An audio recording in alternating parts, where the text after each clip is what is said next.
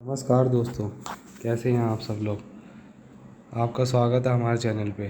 तो मैं आज आपको यूपीएससी एस्पिरेंट जो लोग हैं उनको एक प्रिपरेशन के बारे में बताऊंगा। 2022 की तैयारी के लिए कैसे तैयारी करनी है आपको यूपीएससी की, और बुक लिस्ट क्या होंगी उसकी, वो सब बताएंगे। प्री मेंस के बारे में बताएंगे, एग्ज़ाम पैटर्न के बारे में बताएंगे आपको, और सारी इन्फॉर्मेशन दी जाएगी। तो आइए चलते हैं। तो सबसे पहले आपको पता होना चाहिए, आप यूपीएससी सिविल सर्विस एग्ज़ाम की तैयारी कर रहे हैं तो आपको सबसे पहले पता होना चाहिए कि क्यों आप गवर्नमेंट जॉब करना चाहते हैं, और सिविल सर्विस जॉब क्यों करना चाहते हैं, आईएएस क्यों बनना चाहते हैं, आईपीएस क्यों बनना चाहते हैं। सबसे पहले आपको ये पता होना चाहिए, और उसके बाद आपको इस चीज़ के बारे में लिखना है, या आप किसी पेन या पेपर में लिख लो इसे, या जैसे कि आपको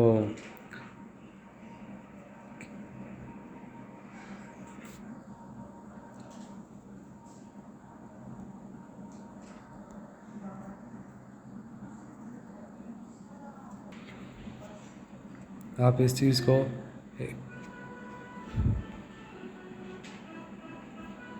आप इस चीज़ को एक पेपर पे लिख लीजिए, और ताकि ये अगर इंटरव्यू में आए, वैसे इंटरव्यू में ज़्यादातर ये पूछा जाता है कि आप यूपीएससी सिविल सर्विस में क्यों आना चाहते हैं, गवर्नमेंट जॉब क्यों करना चाहते हैं, आईएएस क्यों बनना चाहते हैं, आईपीएस क्यों बनना चाहते हैं।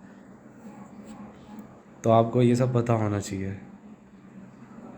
तो हमारा जो एग्ज़ाम पैटर्न होता है, यूपीएससी एग्ज़ाम का पैटर्न जो होता है, वो हमारा सबसे पहले प्रीलिम्स एग्ज़ाम होता है। तो प्रीलिम्स में जो हमारे दो पेपर होते हैं, एक जनरल स्टडी का और एक सी सेट होता है। तो दोनों जो होते हैं पेपर वो 200 मार्क्स के होते हैं और 2 आवर्स के होते हैं, ठीक है। और ये जो पेपर सेकंड होता है, जो हमारा सी सेट होता है, वो हमारा क्वालिफाइंग पेपर होता है। मिनिमम जो मार्क्स लाने होते हैं इसमें 33% लाने होते हैं, 33% मतलब लाने ही लाने हैं। और जो हमारा मेन एग्ज़ाम है जो वो होता है राइटिंग एग्ज़ाम होता है, मतलब कि सब्जेक्टिव एग्ज़ाम होता है। और जो हमारा प्री जो होता है वो हमारा ऑब्जेक्टिव में होता है। जो दोनों पेपर होते हैं प्री के जो हमारे दोनों पेपर होते हैं वो होते हैं हमारे ऑब्जेक्टिव एग्ज़ाम।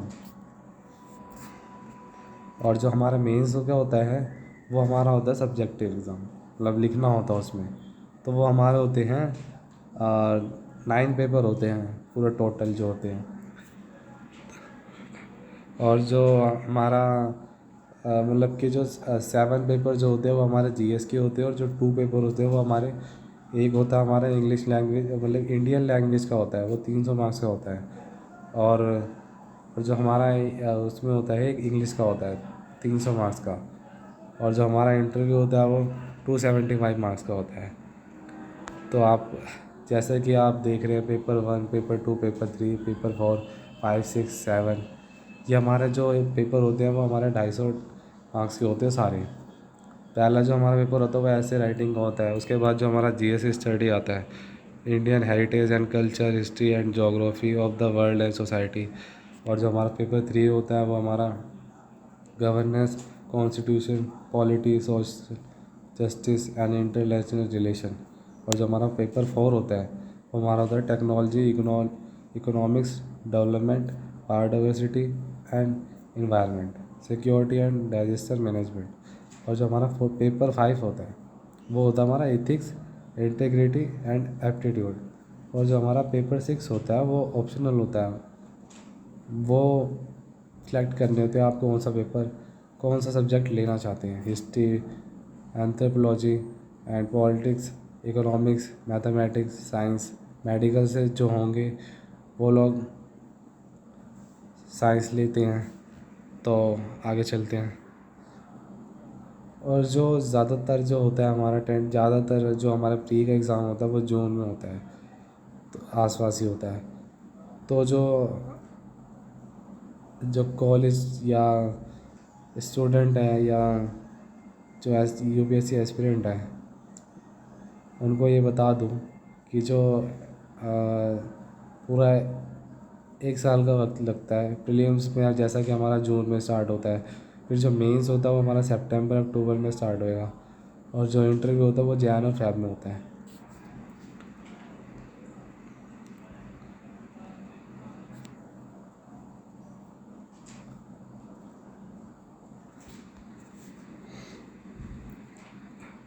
ये जो हमारे ऑप्शनल सिलेक्शन जो होगा, आप ऑप्शनल सिलेक्शन कैसे करेंगे आप अपना?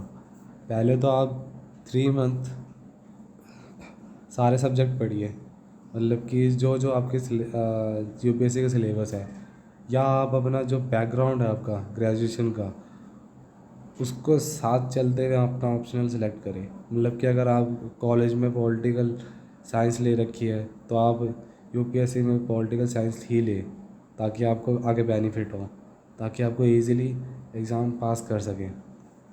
ठीक है, और आपको ऑप्शनल सेलेक्ट करने में इजी रहेगा अगर आपकी ग्रेजुएशन जिससे उस सब सब्जेक्ट से हुई है। तो आप लोग, और जिनको अगर दिक्कत है तो वो आप 3 मंथ पहले सारे सब्जेक्ट पढ़े, हिस्ट्री, पॉलिटिकल साइंस और जियोग्राफी। ये सब पढ़ने के बाद जिसमें आपको इंटरेस्ट है उस वो ऑप्शनल ले लें आप। और जो हमारा सिलेबस होता है पेपर 1 का, वो हमारा current event, national national importance, history, geography, polity, economics, environment. आप ये ओवरव्यू दे रहा हूँ इसका, तो आप प्लीज़ देख लीजिए रोक के। और ज़्यादा कुछ नहीं है इसमें, ये सिलेबस है आपका पेपर 1 का, और पेपर 2 का ये है प्रीलिम्स का जो है। और ये इसमें ज़्यादा कुछ नहीं है, कॉम्प्रिहेंशन है, ये ज़्यादा कुछ है नहीं इसके अंदर, नंबर एंड रिलेशंस, ऑर्डर।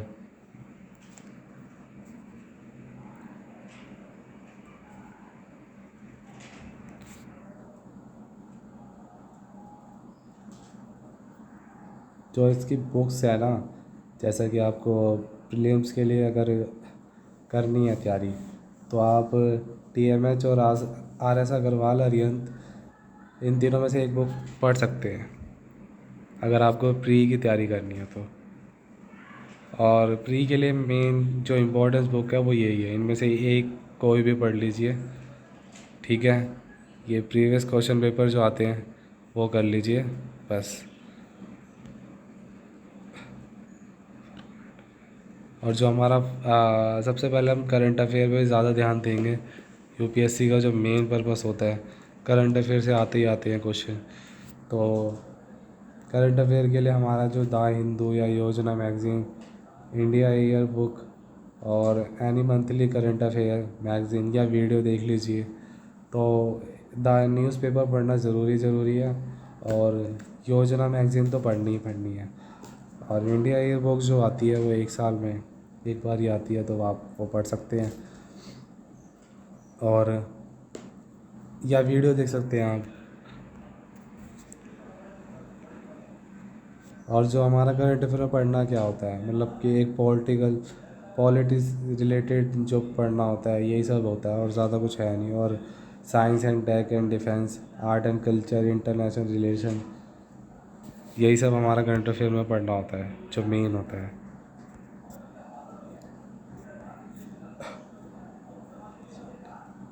जो इंग्लिश मीडियम से पढ़ने वाले लोग हैं वो हमारा द हिंदू पढ़ लें, द इंडियन एक्सप्रेस पढ़ लें। और हिंदी मीडियम वाले जो होंगे वो नवभारत टाइम या दैनिक भास्कर, ये सब पढ़ लें, और अपनी वोकेबलरी थोड़ा स्ट्रॉन्ग करें करंट अफेयर के साथ साथ, तो ज़्यादा अच्छा होगा यूपीएससी के एग्ज़ाम के लिए।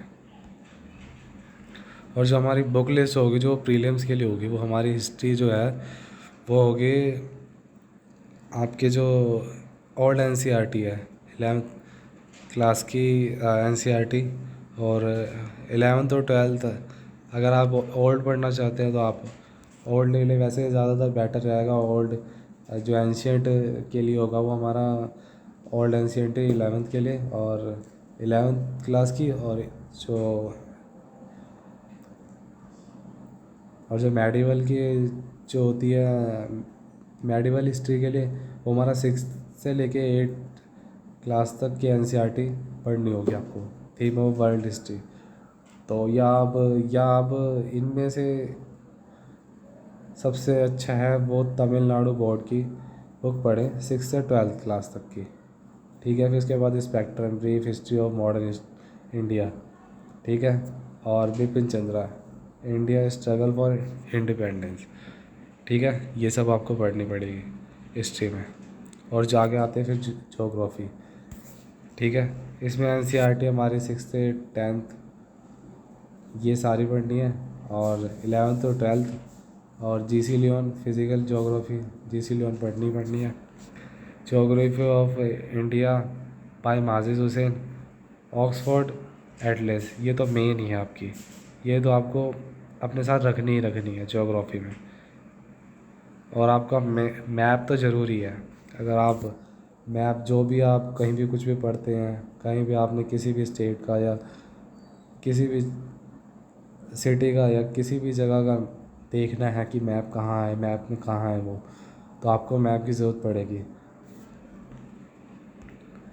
पॉलिटी के लिए आपको पता ही है, 11th और 12th के लिए इंडिया पॉलिटी एंड गवर्नेंस के लिए तो हमारी 11th 12th की एनसीईआरटी पढ़ते हैं, और लक्ष्मीकांत इंडियन पॉलिटी, तो आपको ये पढ़नी है।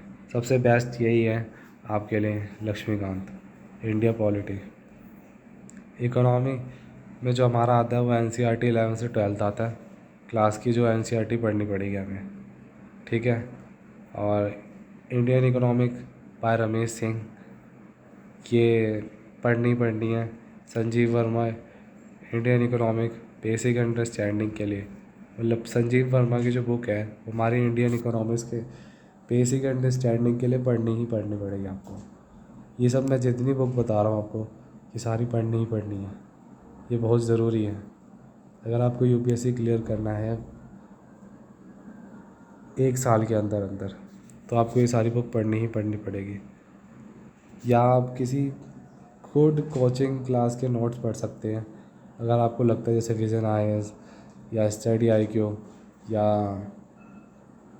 आप अनअकैडमी के ले सकते हैं। और हमारा जो इकोनॉमिक सर्वे है उसको आपको हम पढ़ना ही है। इकोनॉमिक्स पढ़ने के बाद जब आपका बेसिक क्लियर हो जाए तो आप इकोनॉमिक सर्वे पढ़ें, नहीं तो आपके इकोनॉमिक सर्वे समझ में नहीं आएगा कभी, जब तक आपका बेसिक क्लियर नहीं होगा। तो इन्वायरमेंट पे आ जाते हैं। अब इन्वायरमेंट के पढ़ना पड़ेगा बायोलॉजी, जो एनसीईआरटी की 12th होती है, एनसीईआरटी 12th क्लास की, वो भी ओनली सिर्फ इन्वायरमेंट चैप्टर जो होंगे ना वो पढ़ने सिर्फ। ठीक है, और एक शंकर आईएएस की आती है वो इन्वायरमेंट की, वो पढ़नी है आपको। या आप डॉक्टर खुल्लर की पढ़ सकते हैं, डॉक्टर रवि अग्रहरिया की बुक पढ़ सकते हैं आप, इनमें से एक पढ़ लें आप। ठीक है, एक इन्वायरमेंट के लिए। और जनरल साइंस के लिए एनसीईआरटी 6 से लेकर 10th क्लास तक की पढ़नी है आपको। और साइंस रिपोर्टर ये पढ़नी है आपको, बुक बाय रवि अग्रहरिया, अगर आप पढ़ना चाहते हैं। तो बाकी आप करंट अफेयर पढ़ेंगे ही तो आपको जनरल साइंस थोड़ी वहाँ से कवर होगी। बाकी आपको बेसिक करना है एनसीईआरटी 6 से लेकर 12th तक। और जो मैंने बुक बताई है डॉक्टर रवि की, ये तो पढ़नी है आपको। ठीक है, बुक लिस्ट फॉर मेंस, तो आपको मेंस की जो बुक लिस्ट है वो आपको बताई जाएगी अभी। तो जैसे कि GS 1 का पेपर जो होगा वो उसमें हमारा आता है Indian heritage and culture, history and geography of world and society. तो उसके लिए जो हमारा आएगा नीति Singhania for art and culture, और CCRT वेबसाइट न्यू आर्टिकल। ठीक है, और world history, normal law and world history series. जैसे कि आप वर्ल्ड हिस्ट्री के बारे में पढ़ना चाहते हैं तो आजकल यूट्यूब पे ज़्यादातर वीडियो है ही अवेलेबल, तो आप वहाँ से पढ़ सकते हैं। और पोस्ट इंडिपेंडेंस के लिए एनसीईआरटी 12th की बुक पढ़ लें, और 9 से लेकर 10th तक Indian and contemporary world, Indian since independence. तो आपको ये सब पढ़नी है। ठीक है, और मेंस के लिए अगर आपके पास ज़्यादा टाइम है तो आप इंडियन आफ्टर गांधी भी पढ़ सकते हैं, जो आरसी गोवा की समरी है, ठीक है। या तो आप बुक तो आती है वैसे, लेकिन अगर आजकल टाइम पे है तो आपके पास ज़्यादा टाइम है, अगर आपके पास इनफ टाइम है तो आप टेलीग्राम चैनल पे आप ये पीडीएफ डाउनलोड करके आप पढ़ सकते हैं, और सोसाइटी एनसीईआरटी 12th की पढ़ सकते हैं अगर आपके पास इनफ टाइम है तो, अदरवाइज रहने दीजिए। GS2 का जो पेपर होता है उसमें हमारा आता है governance, constitution, polity, social justice and international relation. तो इसमें जो हमारा आता है पॉलिटी DD बसु, और गवर्नेंस बुक बाय लक्ष्मीकांत। तो आपको लक्ष्मीकांत प्रीलिम्स में भी वही बताया आपको हमने, तो लक्ष्मीकांत तो पढ़नी ही पढ़नी है, तो आपको ये पढ़नी है। और योजना मैगज़ीन आपको पढ़नी ही है। सेकेंड ARC रिपोर्ट्स पढ़नी है। ओवरव्यू जो इम्पोर्टेंट चीज़ है वो, अगर आपको नहीं समझ में आता तो आप यूट्यूब पे वीडियोस देख लीजिए, ठीक है। और इंटरनेशनल रिलेशन के लिए 12th NCERT पढ़ लीजिए, और contemporary world polity and news analysis, ठीक है। और GS3 के लिए जो हमारा आएगा वो टेक्नोलॉजी आता है, उसमें जो हमारा technology, economic development, biodiversity, environment, security and disaster management, ये सब आपके इस पेपर में आएगा। तो आपको क्या क्या पढ़ना है उसके लिए, GS3 के लिए पेपर के लिए, साइंस रिपोर्टर मैगज़ीन, और news about new development in science, Nobel prize. मतलब कि जो हमारा जो साइंस के अंदर जो डेवलपमेंट है उनके बारे में आपका ये पढ़ना है। नोबेल प्राइज़ कहाँ से, ये मैगज़ीन के अंदर आता है, तो आप वहाँ से पढ़ सकते हैं। और उसके बाद या आप इग्नू के नोट्स वगैरह ले सकते हैं डिज़ास्टर मैनेजमेंट के लिए, इग्नू के नोट्स, या इंटरनेट पे आजकल यूट्यूब पे वीडियोज़ है तो वहाँ से पढ़ सकते हैं। और ठीक है, और इंटरनेशनल सिक्योरिटी के लिए अशोक कुमार की बुक बेटर है बहुत ज़्यादा, क्योंकि सबसे ज़्यादा यही चलती हैं। तो आपको सबसे बेस्ट स्ट्रेटजी मैं ही दूंगा, जो आपको कहीं और जाने की ज़रूरत ना पड़े, ठीक है। और इंटरनेशनल सिक्योरिटी के लिए आपको अशोक कुमार की बेस्ट बुक है, ठीक है। और जनरल स्टडी जो 4 का पेपर है वो हमारा, उसमें हमारा आता है एथिक्स, इंटीग्रिटी एंड एप्टीट्यूड। उसके अंदर हमारा कौन कौन सी बुक पढ़नी है, Lexicon by Chronicle, book by G Subba Rao and case study, ठीक है। यही सब है। और आपको